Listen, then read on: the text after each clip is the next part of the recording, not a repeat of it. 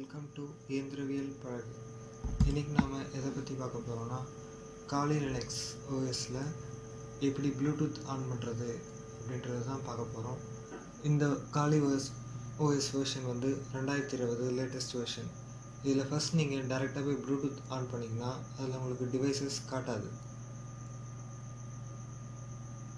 So Bluetooth devices காட்ட என்ன பண்ணணும்னா, டெர்மினல் ஓப்பன் பண்ணிவிட்டு அந்த டெர்மினலில் sudo space /etc/init.d/bluetooth status அப்படின்னு டைப் பண்ணிங்கன்னா இப்போ உங்களுடைய ப்ளூடூத் டிவைஸ் என்ன ஸ்டேட்டஸில் இருக்குது அப்படின்னு வரும்.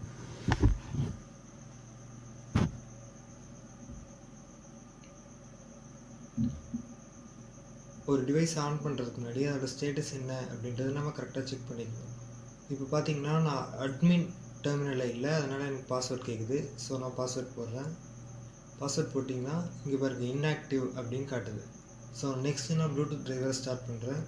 sudo /etc/init.d/bluetooth space start அப்படின்ற கமெண்ட் கொடுத்தோன்னா எனக்கு ப்ளூடூத் டிரைவர் ஸ்டார்ட் ஆகிடும்.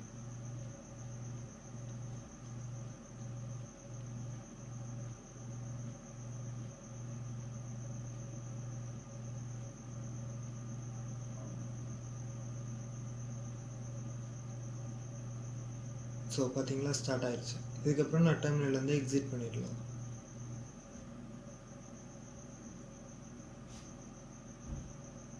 பார்த்தீங்களா என்னோட டிவைஸ் காட்டுது. இதை கிளிக் பண்ணி நம்ம கனெக்ட் பண்ணி யூஸ் பண்ணிக்கலாம்.